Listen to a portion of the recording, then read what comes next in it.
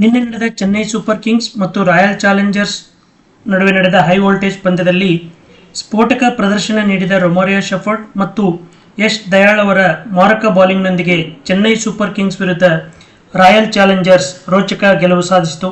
ಹಾಗಾದರೆ ಈ ರೋಚಕ ಗೆಲುವಿನ ಪಂದ್ಯದ ಸಾರಾಂಶವನ್ನು ಒಮ್ಮೆ ನೋಡುವುದಾದರೆ, ಟಾಸ್ ಗೆದ್ದ ಚೆನ್ನೈ ಸೂಪರ್ ಕಿಂಗ್ಸ್ ಫೀಲ್ಡಿಂಗ್ ಆಯ್ಕೆ ಮಾಡಿಕೊಂಡಿತು. ನಿರೀಕ್ಷೆಯಂತೆ ರಾಯಲ್ ಚಾಲೆಂಜರ್ಸ್ ಬೆಂಗಳೂರು ತಂಡ ಉತ್ತಮ ಮೊತ್ತ ಕಲೆ ಹಾಕಲು ಸಾಧ್ಯವಾಯಿತು.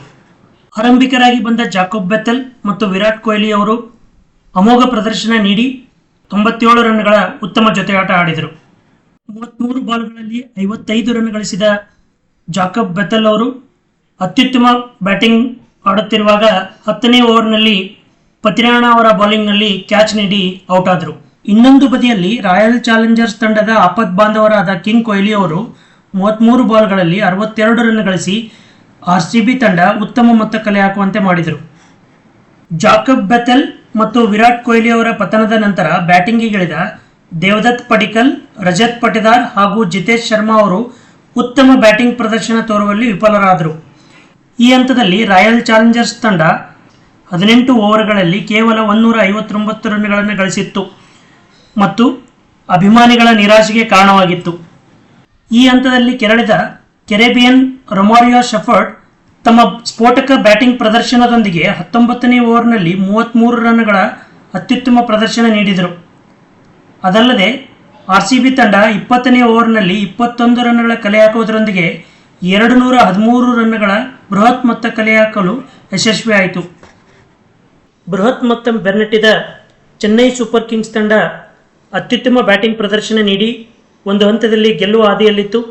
ಅದೇ ರೀತಿ ಚೆನ್ನೈ ಸೂಪರ್ ಕಿಂಗ್ ತಂಡದ ಆಯುಷ್ ಮಾತ್ರೆ ಅವರು 48 ಬಾಲ್ಗಳಲ್ಲಿ 94 ರನ್ಗಳನ್ನು ಸಿಡಿಸಿ ಚೆನ್ನೈ ಸೂಪರ್ ಕಿಂಗ್ಸ್ಗೆ ಗೆಲುವಿನ ಆಸೆಯನ್ನು ಮೂಡಿಸಿದರು.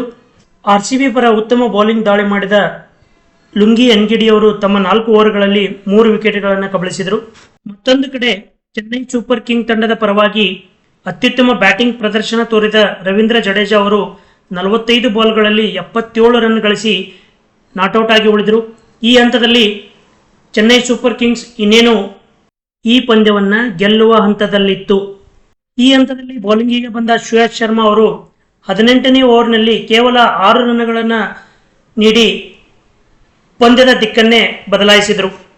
ನಂತರ ಬಂದ ಭುವನೇಶ್ವರ್ ಅವರು 19ನೇ ಓವರ್ನಲ್ಲಿ 14 ರನ್ಗಳನ್ನು ನೀಡಿದರು. ಈ ಪಂದ್ಯದ ರೋಚಕ ಕದನ 20ನೇ ಓವರ್ವರೆಗೂ ನಡೆಯಿತು.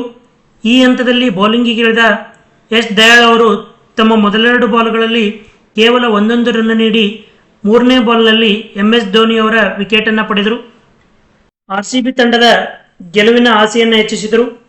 ಈ ಹಂತದಲ್ಲಿ ಬ್ಯಾಟಿಂಗಿಗೆ ಬಂದ ಶಿವಮ್ ದುಬೆ ಅವರು ಫಸ್ಟ್ ಬಾಲ್ನಲ್ಲೇ 6 ಹೊಡೆಯೋದರ ಮೂಲಕ ಚೆನ್ನೈ ಸೂಪರ್ ಕಿಂಗ್ಸ್ ಇನ್ನೇನು ಈ ಪಂದ್ಯವನ್ನು ಗೆಲ್ಲುವ ಹಂತದಲ್ಲಿತ್ತು ಮತ್ತು ಆ ಬಾಲ್ ಕೂಡ ನೋ ಬಾಲ್ ಆಗಿತ್ತು.